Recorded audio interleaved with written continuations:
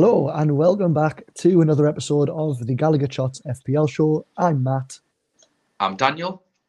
FPL is back. The whole World Cup thing is over and done with. Who really Thank cared goodness anyway? for that. I Thank know, a load of goodness rubbish. for that. Load of rubbish. Hate We're back in football. the big Hate time. football anyway. Yeah, I mean, what? It was only like a like history-making I World Cup, know. and like the greatest ever sportsman to grace the football world was kind of crowned in that moment. But who gave a shit? Really? Let's be totally honest. Nobody cared. Yeah, I I'm just mean, looking in bewilderment there. yeah, I wasn't fully aware that Tamiri Ketspire played in the final, but okay. So yeah, we are back. We are suffering with a little bit of a cold, so apologies if we are coming across a little bit croaky, a little bit sniffy. Just plowing through for your own amusement. So, Yeah. We're a little oh bit yeah, sniffy, but just ploughing through it. oh yes, yeah. I mean, we're back on that straight away. So, first thing to really take a note of since the last time we spoke, there's been double game weeks announced, based on kind of cancelled fixtures from, I think it was the Queen's death and things like that. So, the teams that have doubles are Chelsea, who double in game week 19. They have Man City and Fulham. Fulham obviously double because they have Leicester and Chelsea in game week 19. Man City double with Man United and Tottenham. And Spurs have Arsenal and Man City. Now, the Spurs and City doubles are totally reliant on neither of them getting an FA Cup replay, because if that happens, then that FA Cup replay will go in that game week as opposed to this double, and that'll have to be rearranged again. And we've also got Arsenal and Man City who will double in game week 23, which I don't think, is that actually nailed on the fixture ticker, or is that still Yeah, a it little bit is. up in the air? So that's As definitely far as I'm happening in game aware, week it's 23. as far as I'm aware, that is nailed on. As far as Wonderful. I'm aware. So there's plenty to talk about. Certain teams obviously having doubles. We know last year with COVID and everything like that, when games were getting called off left, right, and centre, and we had those random sporadic doubles for certain teams. When everyone tried to target certain players who had doubles, like for example Watford and Emmanuel Dennis and Josh King, like notoriously, like absolutely caused chaos because everyone got suckered into them and they did absolutely nothing. Now, is this going to be another one of these cases, or are these teams just good teams who we should be targeting because they've got doubles? What do you reckon? Yeah, so this is our segment. It's a trap. Yeah, So some of the teams here have trap written all over them. And some teams have why am I only allowed 3 of yous written all over them. Spoiler alert, that's Man City when I was playing around just before this. Because I don't actually have a draft yet. And I was like, yep, this team's looking good, can't quite afford it. Oh, and I have 4 Man City players in there as well. So I think Man City having 2 double game weeks is probably where we should start off. absolutely. Yeah, So I like to try and look at things from like an 8-week perspective. So in the next 8 weeks, 10 games for arguably the best team in the league. I appreciate Arsenal are technically the best team in the league at the minute. But historically, let's be honest, Man City are the best team in the league. So when we look at their fixtures, they're actually pretty good as well. Leeds away, Everton at home, Chelsea away, then Man United away, Tottenham at home. So that little cluster of 3 fixtures isn't lovely. But with how Chelsea are playing at the minute anyway, we'll have to see how they do in the first couple of weeks, because that looks like it could be a pretty easy game. Man United will be tough, I think, regardless. I appreciate they absolutely battered them last time. Tottenham have been playing really badly. So again, I don't think there's anything to fear there. Wolves at home. They've then got Tottenham away. So they've got Tottenham twice in this period of time. Aston Villa at home. You couldn't ask for anything better. Arsenal away. Very tough, but no Gabriel Jesus. We expect at this point still.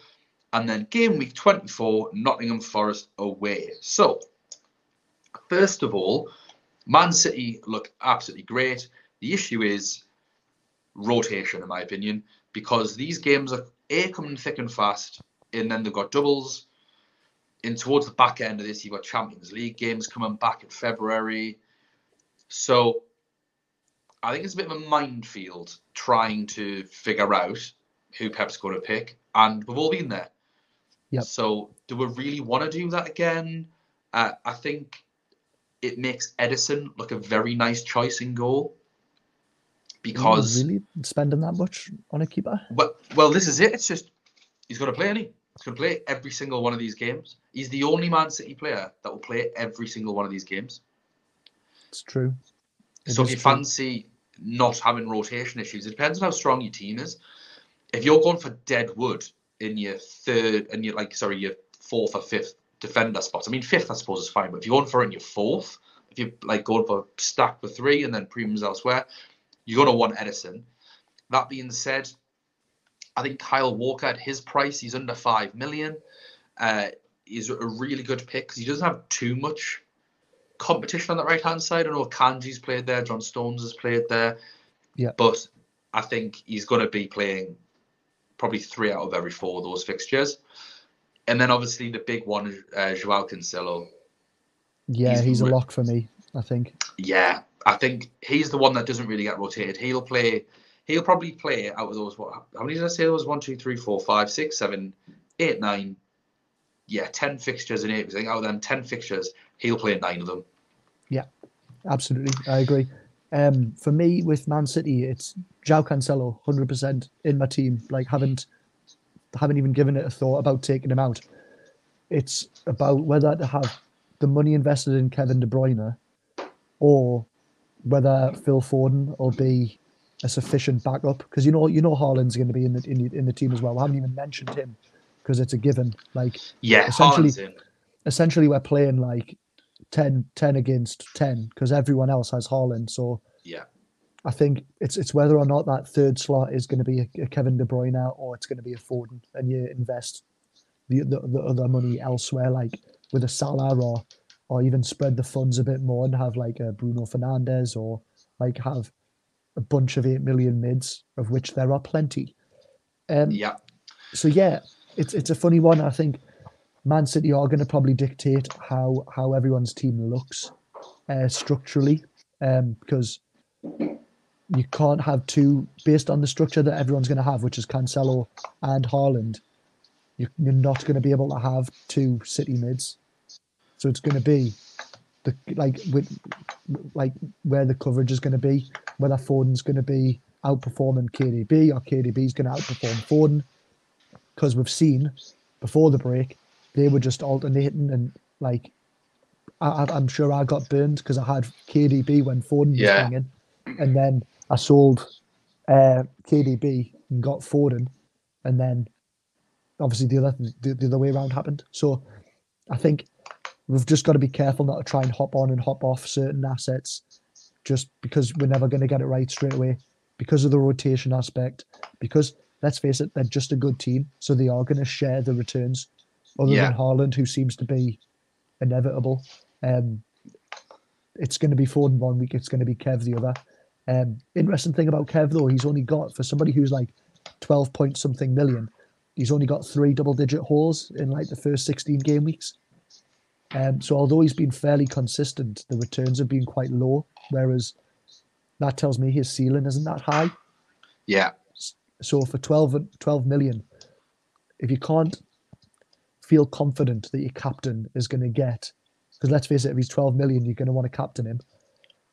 If you don't feel confident that your captain is going to get you double-digit returns, then what's the point in captaining them? And then what's the point in owning them if you're not going to captain them? Yeah. So my argument for that would be, don't go with Kev. I'm not even going with Salah. Like, spoiler alert, I'm going to try. Brave that, like. No Kev, no Salah. I need to, in my position, I need to kind of take some risks. So I'm trying to spread the funds across the midfield, and have some kind of like decent midfielders as opposed to the odd bit of dross and like 1 or 2 very, very good players. So yeah, I think Man City is potentially a minefield, but there is, as always, returns to be gotten. Yeah, is there anything else you want to add for them? I think for me, I like Foden because of his price. And I have other players that I think are going to start every week for their club. So if he doesn't, I mean, it's a nightmare. It is a nightmare. I'm opening myself up to heartache here. But again, I don't think Kevin De Bruyne is going to. I think they'll probably play the same amount of games. Yeah. And Phil Foden had a really good World Cup once he started getting a game. And Pep, not that Pep's the most trustworthy manager, but he came out and said the players that played at the World Cup are currently fitter than the ones that didn't. Wow. Okay.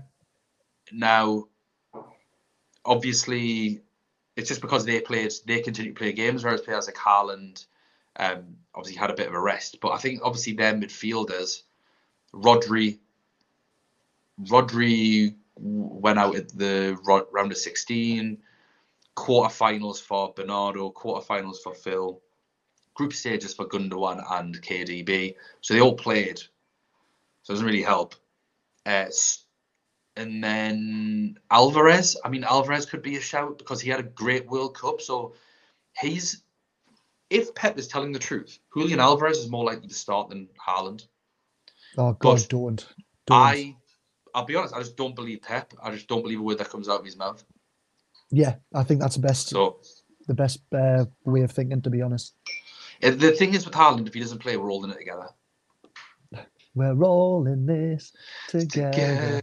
Is that the actual dance move? Have you just done the dance move as well? I think so. It's because like hand in hand or something like that. No, you can't really do it. It's like down here. It's like hand in hand, here we stand. Something like that. I don't know. I haven't seen it in a long time, that film. Wild cards everywhere. I know it's wild cards, but this is an FPL show, so it's wild cards now. We've took a turn. We've took a bit of a turn down. A dark Zac Efron-filled turn. It's what a lovely, beautiful turn to take. Not anymore, bless him. Yeah. I don't know what's happened there. Yeah, he's lost it. Has lost it. He had it and he's lost it. Anyway, so we're going to talk about Chelsea then now, because Chelsea are another team with a double. It's a trap. I was going to say, right, so I think we're going to disagree here, agree slightly as well, because... Sorry, how many Chelsea players you got in your draft, Matt?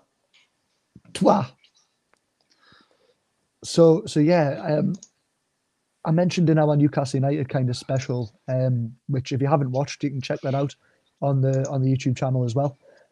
We talked about Newcastle United assets, and I mentioned that we were 7th in a table where we added the totals up for all the starting 11s of all the teams, like in terms of value. So Chelsea were quite low down there as well, and Chelsea's assets are quite low owned because they have been doing poorly. There's quite a lot of value in, for example, Reece James and Kepa, because Reece James I think is 5.8 now, Kepa's 4.5, and I just think not many people. It's almost a shame they've got a double, because I think not many people would have touched them, but now they've got a double. I think there's people more willing to take a risk. I think they'll come good. So at the minute, I've got Kepa and James, so I'm doubling up because their fixtures are just plumb for a clean sheet. Let us just have a look at what those fixtures are. I'll tell you what those fixtures are. Go for it. It's Bournemouth at home, nice. Which is a good fit. Right, okay, let's talk through these. Bournemouth at home. We've just seen what Bournemouth do when they play away from home. They sit all 11 men behind the ball and try and hit you on the counter. So I don't think it's going to be a walk in the park for Chelsea. I think they're going to find them tough to break down. Nottingham Forest away. We've said this in the past. Nottingham Forest are a good team when they're playing at home. They're not great away from home, but they're at their home ground. So I think that's the easiest game. Man City at home. Easy. Not a good game. Arguably, some might say, the worst game in the league to play. Fulham away. Hard. Is a local derby. It's their most local of derbies, I think. The West London derby. Yeah. Palace at home. Fine fixture. Liverpool away. Then Fulham at home, which again is great. West Ham away, which at the minute is an okay fixture, I think. We'll have to see by this point how well teams are doing. And then Southampton at home, which is good. So I don't think they've got the most amazing fixtures in the world. I certainly don't think they've got terrible fixtures outside of Man City, Liverpool. But I think there's a couple of harder fixtures than what people may give credit for. And I think it's just something to sort of be wary of when you're going to.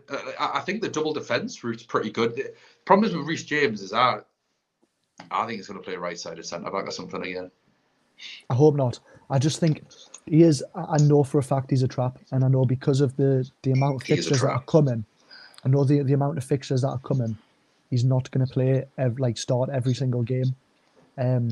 But for me, where I am, chasing massively, I've got to take a risk. If it backfires. But is he a risk in terms of his ownership?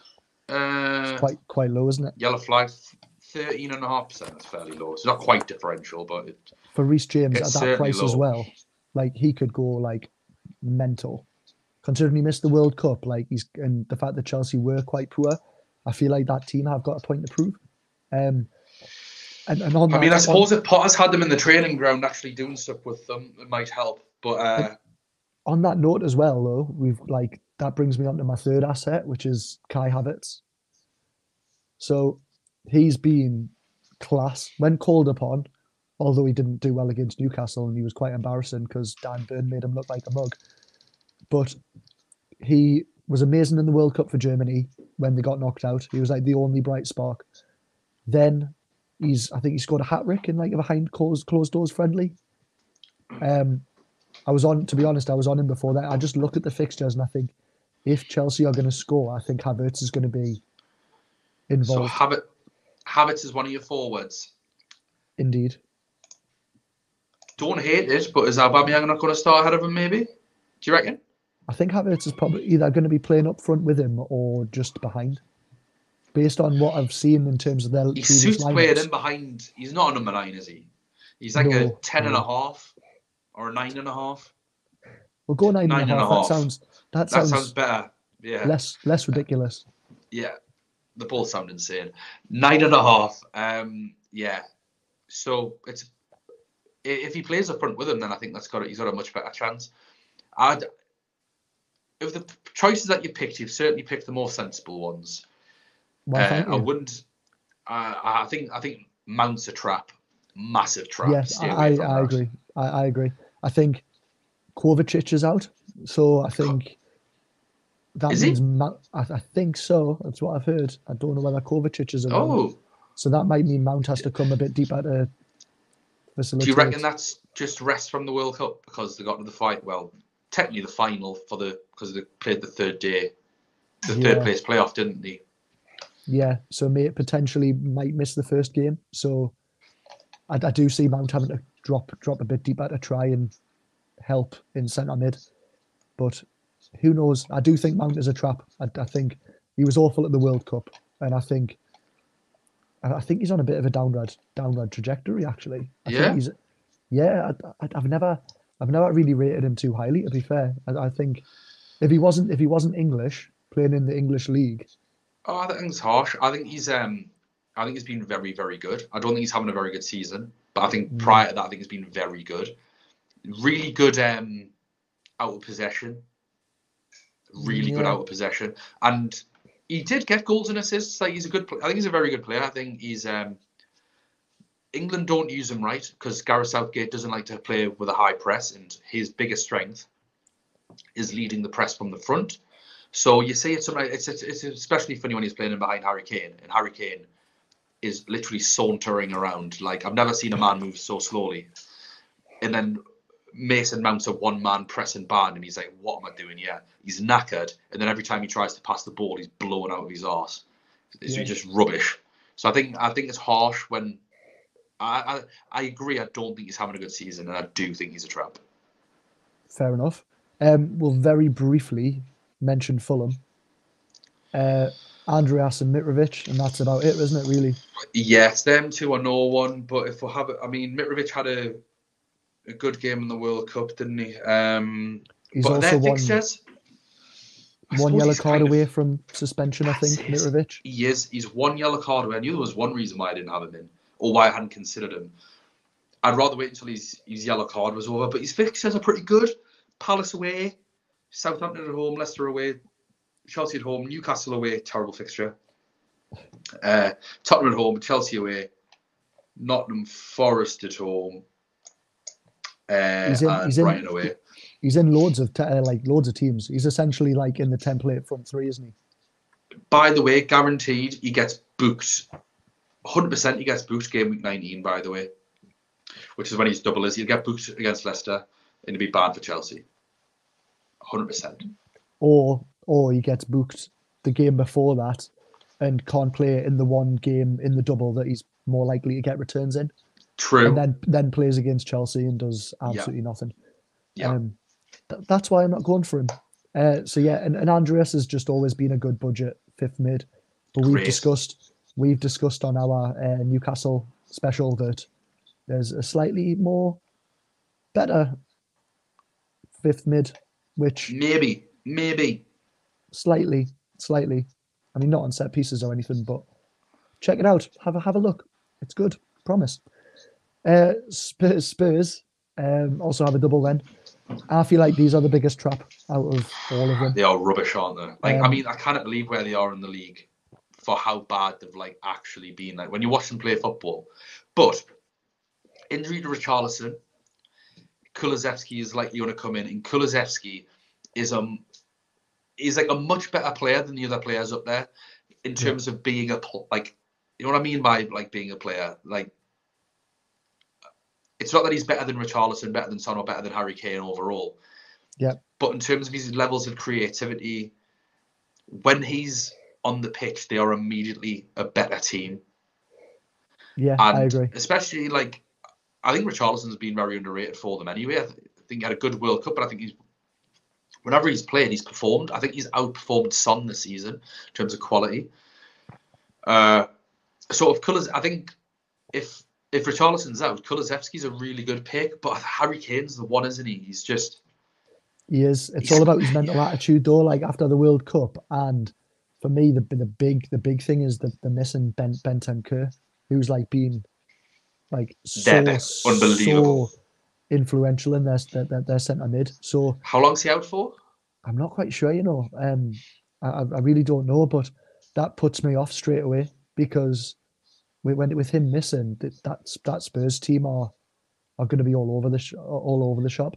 I was tempted by Kulusevski, but his ceiling's quite low. I think he's probably only good for a couple of assists. No, I disagree.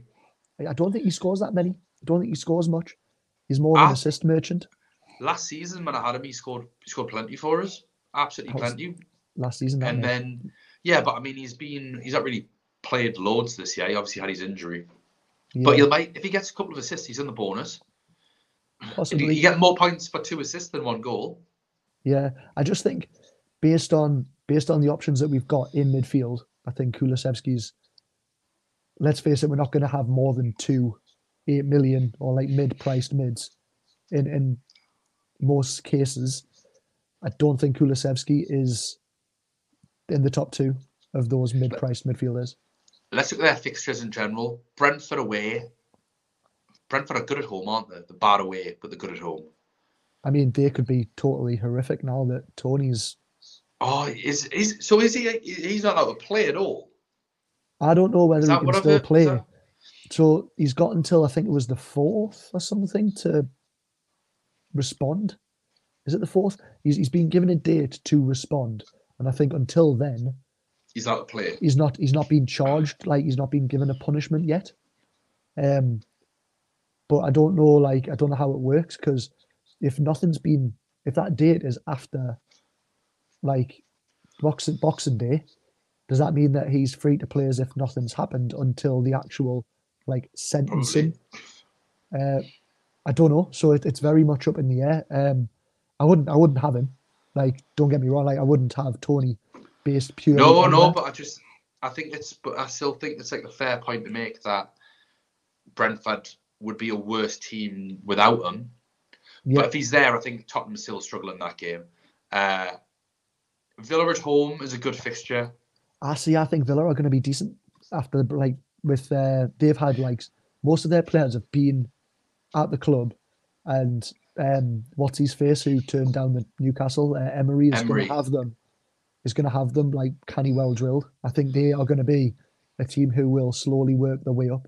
I don't think they'll I be think entertaining. I don't think they'll be the most attacking team, but I do think they'll grind out results. I think they'll be like 1-0s everywhere.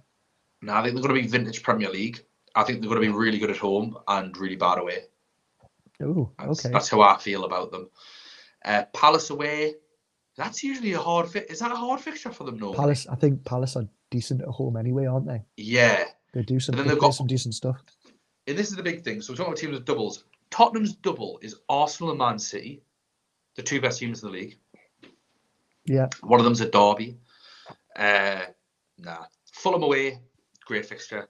Then they've got Man City at home again. Then they've got Leicester away. And then they've got West Ham at home. Like, you know what? I'm looking at this going, why do I want Harry Kane? I mean, I don't. I'm literally like avoiding Spurs altogether. I tell you what, that's done me a favour. That's given me loads of money. I Yeah, reckon Harry Kane's gone. That's a bad run of fixtures, isn't it? Yeah, it is. I love how you're just busy like editing your team as we're doing the show. Well, like I say, I hadn't done a draft, so like I'd put in like a few placeholders, and as we're talking, I'm like, right, I'll put him in there, see what's going on. I might make some more changes, sort of like getting a live draft from us here. Yeah, no, Harry it's Kane good. was in. Yeah, I'm quite happy with that so far. Yeah, so avoiding Spurs.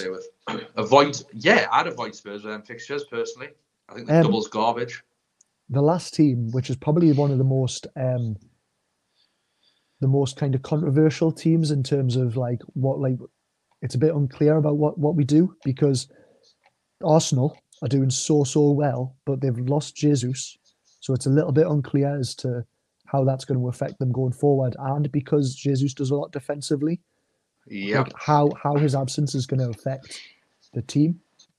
So just because Jesus is out, is that going to mean that Martinelli and Saka's output is reduced?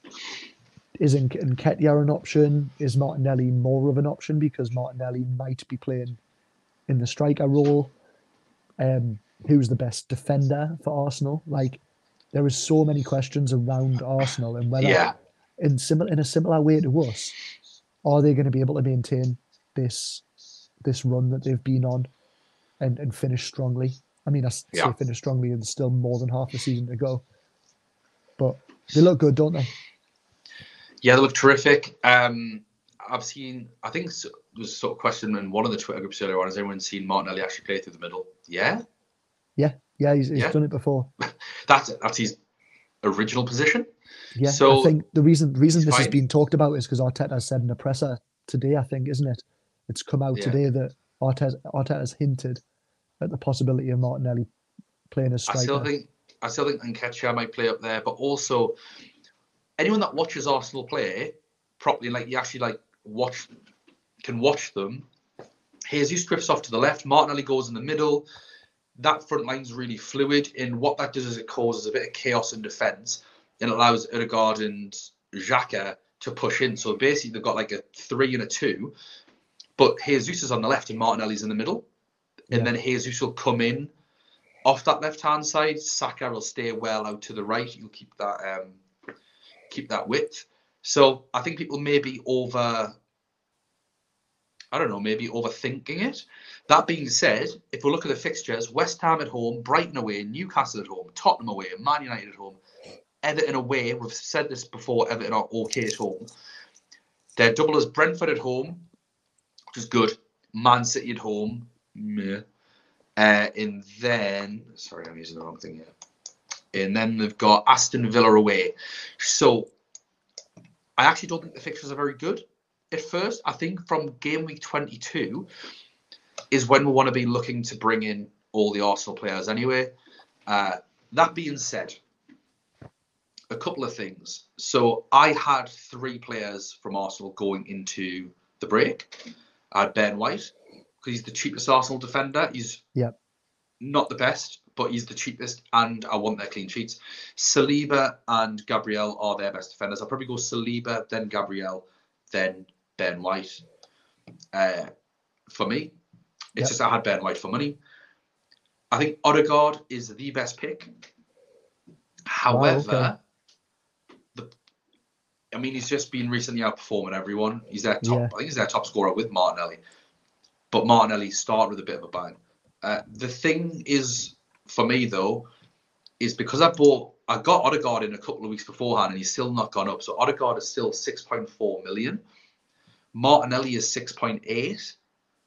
Yeah. But if I sold them, I'd sell Martinelli for 6.4 as well. So they're effectively the same price, but I'm losing 0.4 value in Martinelli. And I know in Gameweek 22, I want him back. So if you're in that position, you have to keep Martinelli. Yeah. It's 6.4 million. He's not a drain on your team. He's effectively going to be a striker. Punt on him. He might still score. So that's what I'm going for. I'm going to stick with Martinelli. I may stick with Ben White because I think at 4.6 million. Can't like, go wrong, no, you just can't. Might be 4. Is he not 4.8 now? Is he? Sorry. He 4.7. No, He's 4.7. So 4.7. both wrong. I can sell him for 4.6. Sorry, my apologies. 4.7 million. Nonetheless, I still think he's a really good price. And then obviously you can play him against West Ham at home. Maybe, I don't know what you want to do with them for Brighton, Newcastle, Tottenham, Man United, but I just think you can sit there and be absolutely fine, especially if you've got something like Cancelo or Trippier, which I think everyone's going to have Cancelo and Trippier, and then another good player. You can afford to rotate him, and if he does well, you can keep playing him. If they start falling off, you can be like, well, I'll bench him for that price. With Arsenal, obviously we're not gonna know what they're gonna be like without Jesus, but I personally think they're gonna be pretty fine. Maybe they'll struggle in some games to break the deadlock because Jesus is a really good player. But beyond that, again, I wouldn't overthink it. I just don't want to go in with 3 of them. Because there's other midfielders that I want. We've talked about Man City. There's other big teams like Man United, Liverpool, Newcastle. And most people are going to have Almiron. So, there's only so many places up for grabs. I don't think there's room for 2 Arsenal players when you've got West Ham, Brighton, Newcastle, Tottenham, Man United. Once you start getting into Gameweek 22 and you get Everton, bring him in. I'll tell you what I think Ben White's going to be like, because currently he's sitting on my bench. He's going to be the sort of player who's going to infuriate you because he's a good enough price that you can feel comfortable benching him and be like first sub. But because of the fact that get clean sheets, he's going to get the clean sheet. He's going to be a constant like six or 7 because he has been starting to get the odd bonus because I think he is starting to get a bit further forward when he plays left back. Or right back, I can't remember which one. Right back, that's why I corrected myself. So he's good for that, but I do think he is going to frustrate. I'm already prepared for like a weekly 6-pointer while I've got James playing and he gets like a 1-pointer off the bench and plays like 10 minutes. I can already foresee this happening. Because I do, although I know that those fixtures for Arsenal are quite tricky, I think that they will probably get quite a few clean sheets in those fixtures. I think Arteta, with Jesus' absence, is probably going to try and just shut up shop, like get through games without having by limiting danger, essentially, not have like a free scoring game. You'll probably want to keep scoring down. So that's all the double-in teams done. We're not going to go through every team because we don't want to go like. We're not one of those like hour and a half episodes. No. But what we'll do now, I'll go through my current draft, which is massively subject to change, and just talk through like who they are. I might have already mentioned it. If I've already mentioned, I'll just kind of bypass them. But there's certain players who we kind of need to talk about. Okay. So I've got Kepa and goal, which we've already talked about. 4.5 million. Chelsea defender. I think we've talked about the fixtures. I'm kind of quietly hoping that he comes good, and he's currently flagged, so I need to be wary that I might need to change him for somebody at some point. And Ward is the standard 4.1 goalkeeper, who I hope never to ever have to use because he's appalling. Then I've got Cancelo, like everyone, and Trippier, like everyone. Reece James alongside them, which I'm hoping can push me up the ranks a bit. And then my midfield, which I'm quite excited by, is Bruno Fernandes, so the lesser Bruno. Yes. I'm kind of hoping. So this is not based on anything other than Ronaldo's gone, so he's going to be back on pens. Yeah. I don't under Ten Hag. I'm aware that he's not getting as far forward, but I still think he's expensive. Man United's fixtures are good, and I think for where I am, I'd very very much like to have a little punt, and that's where I want it, and it saves me a bit of cash to bulk up elsewhere. Yeah. What do you reckon of Bruno Fernandes? I really like the pick. For me, it's between him and Rashford. And Yeah. I think, did Rashford score again tonight? I think I Rashford's don't know. got his confidence back. He's playing further up the pitch. 6.7 million. I think that price is a bit of a no-brainer, really, isn't he? He is, yeah. I mean, It's cheaper than Martinelli. he is. Speaking of the Devils, so I've got Martinelli because of the amount of value I've got tied up, and if he's playing centrally for the best team in the league, I'm going to jump all over that. So I'm going to keep him. Obviously, if I didn't have him, I think I would probably go for Odegaard just for a bit of a extra kind of fun factor and try and I don't want to try and force being punty, but in my situation, I want to try and take some risks. I've got Rashford, like you've mentioned. I think he's got his confidence back. We saw at the World Cup. He's wanting to take players on. So yeah, looking forward to see if he does decent. And I've also got James Maddison. Loves a goal against us. He's playing out of his skin. I think he's playing for a move. I don't know which club he'll end up at. Nudge, nudge, wink, wink. Fingers crossed. But I think he's going to have a decent rest of the season. Because if he doesn't move in January, you can absolutely guarantee that he's moving somewhere in the summer. And then my front three is Haaland, obviously. Then I've got Darwin, whose statistics per 90 in the first 16 games is absolutely ridiculous. He's first for shots on target. He's an absolute beast for 9 million. And Kai Havertz, which we've already talked about. So my bench, obviously I've got Ward, I've got Almiron, sat first sub, because everyone has him and I'm a little bit scared and I want to enjoy his goals. Ben White and Bueno, who plays for Wolves, who's 3.9 million, who played 90 minutes. So I think he's probably a bit of gold at 3.9, just to sit as a third sub. I agree. So yeah, that's my team. I think Madison was injured, wasn't he? Yeah, so I need to think about what I'm going to do. If I find out that he's still injured, I'm going to have to drop him down to somebody and potentially bring Bruno Fernandes up to a KDB or something. Yeah. And play Almiron maybe or White. What's Liverpool's fixture? I mean, Man United's fixtures. This is it, right? So Man United's fixtures are great for the first three. So Nottingham Forest at home, Wolves away, Bournemouth at home. Brilliant. Maybe, to be fair, I think they're probably more Bruno Fernandes fixtures. Yeah. Than Marcus Rashford. Looking at them, then Man City and Arsenal's not great, and then Palace, Leeds, and Leicester are pretty good. Yeah. Leicester's fixtures are terrible anyway, I think. Second worst on the fixture ticker over 8 weeks. Newcastle, then Liverpool.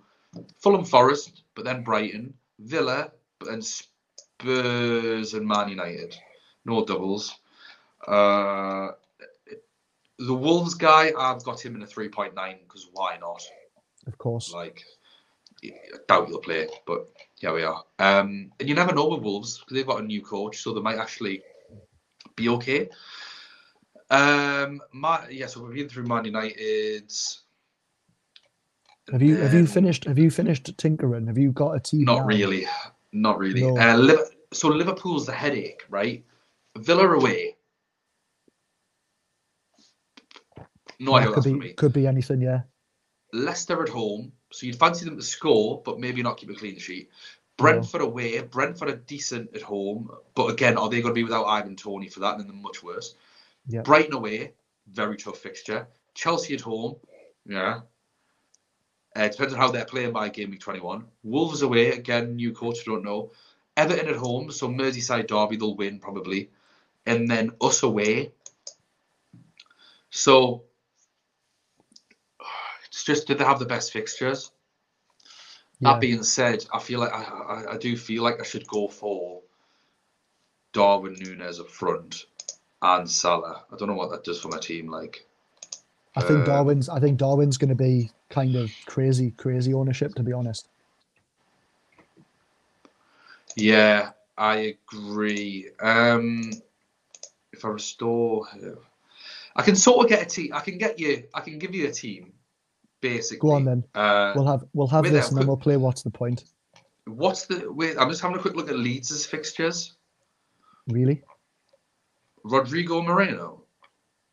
He's like 6.2. Like, I'm sure you can get better value. He's a striker. But he plays as a striker. I mean, no, maybe after game week 19. The fixtures are class from 19 to 22, by the way. West Ham, Villa, Brentford, and Nottingham Forest. Then Man United and Everton. I just don't. Leeds are like Spurs off Wish. Like, you just don't know what to expect. Times 100. I still think they tend to score when he's on the pitch. Mm. I need a £5 million defender, basically. You know what? Should I just go? Right, I've got a team that's just a bit mishmash. This definitely isn't my final team. But I've got Danny Ward and Kepa Arrizabalaga in goal. Lovely. I've got Ben White, Bueno, Cancelo, Trippier, and Botman at the back.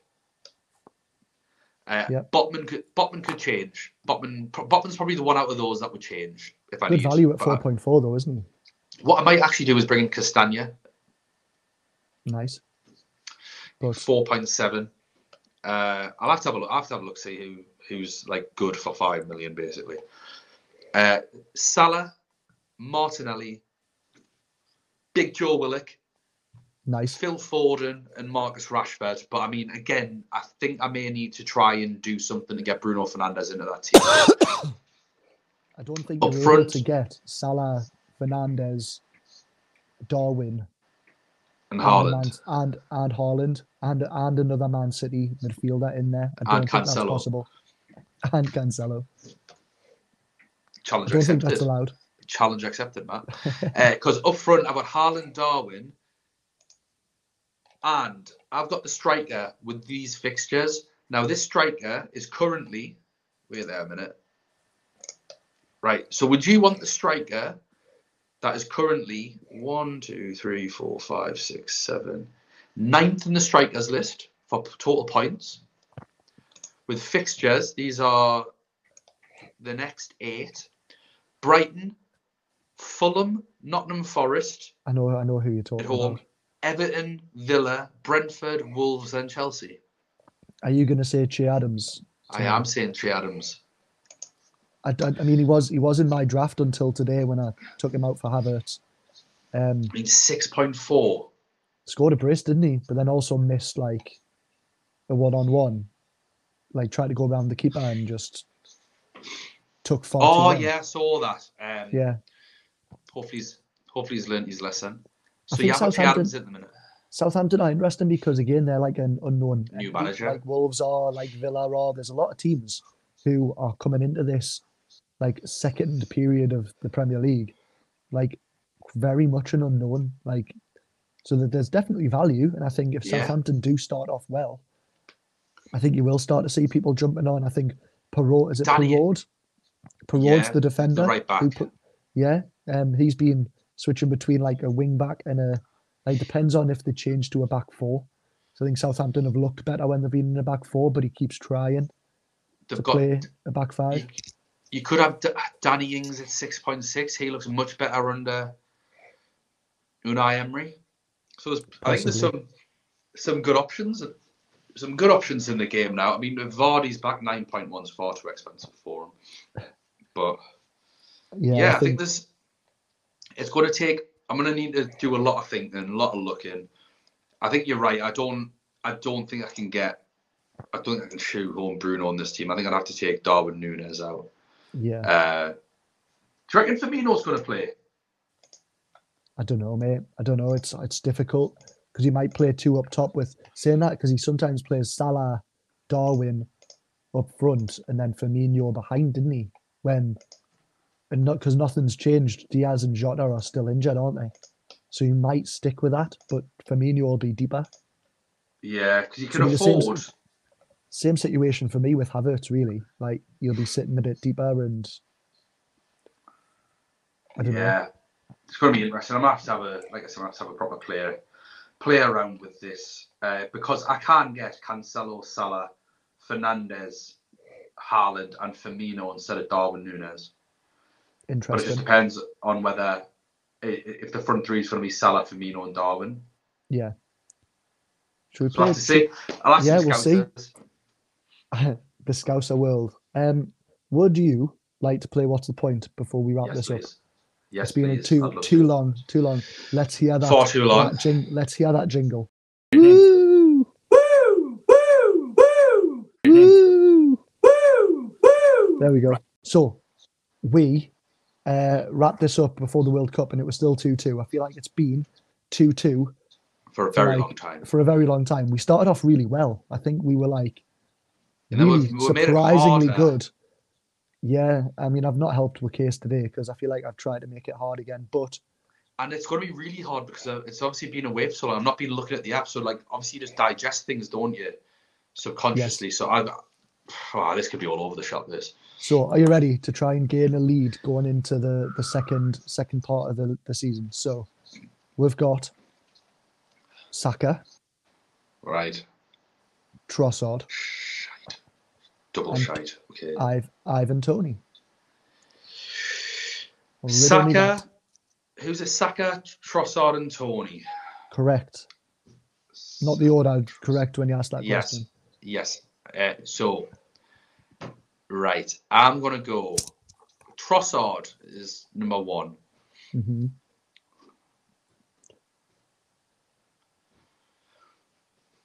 Shit. I mean, Tony's got a hat-trick. Saka's just been chipping away at points. It's true. Tony's been getting to what? I'm going to go Trossard, Saka, Tony. Daniel, do you know what you've done? I've got it completely wrong. Yeah, it's wrong. It's absolutely wrong. So in first with 83 points is Ivan Toney. Like literally completely wrong. I couldn't believe how high up. Like he's something like sixth, like out of everybody in terms of like points scored. Like he's not far. I know he scored that hat-trick, but I also know that he's got a plethora of one-pointers because he loves getting booked. Yeah. And now we know why, because he's been betting on it. Exactly. Yeah, he's probably been betting on himself getting booked. That's 100%. What it is. 100%. So Trossard is second with 80 points. And then Saka was third with 76 points. So I got Trossard and Saka the right way around, and I got Toney completely wrong. Better luck next time, friend. Better luck next time. Tune in next week to see if I can get it right and actually score a point. It's going to be kind of anticlimactic if I just keep getting it wrong every week. I know.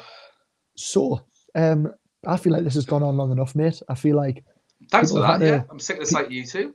People have had to endure our horrible nasally voices. Yeah. It's been horrible. So yeah, hopefully you've enjoyed this. Given some insight into what our teams are going to look like, given some advice on the doubles. Also, we've done a separate episode, like we mentioned before, on Newcastle United assets because everyone's going to want have a piece of that Newcastle United pie. So if you want to see who the best ones are from us, go and check that out as well on the YouTube channel. Please subscribe to the Gallowgateshots YouTube channel. If you enjoyed this content, give the video a like, and feel free to comment if we've said anything that you kind of agree with or point blank totally disagree with. Let me know in the comments. I hope so. I think there's probably been loads. Messi isn't the GOAT. Yeah, it's Almiron. So clearly, tune in. It's Daniel Cordoni, obviously the greatest Argentinian ever. Tune in next time. So obviously, if we don't see you all, I hope you all have a lovely Christmas. And yeah, just enjoy the Boxing Day football. it's nice to have it back, isn't it? Yeah, cannot wait. I'm going to be about 80 Jaeger bombs deep by kickoff. As if do you have Jaeger bombs on Boxing Day? Is that a genuine thing? We all go. So we've got to stop booking out like a town hall. Wow. There's that many of them now. I've contributed nothing to the family in that sense, but all my cousins have. So we do that, but there's so many that the lads usually sneak off to the pub for the football.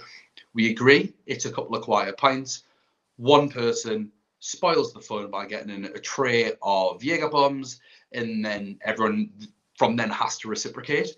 But we always go out with the intention of our couple of swift pints, watch the match, move on. But it's just the last couple of years have just progressively gotten worse and worse and worse. So yeah. Sounds joyous. Can't wait. Merry Christmas, everyone. Merry Christmas. So yeah, have a blast. See you next time. See you later. See you everyone. Best of luck. Bye. Bye.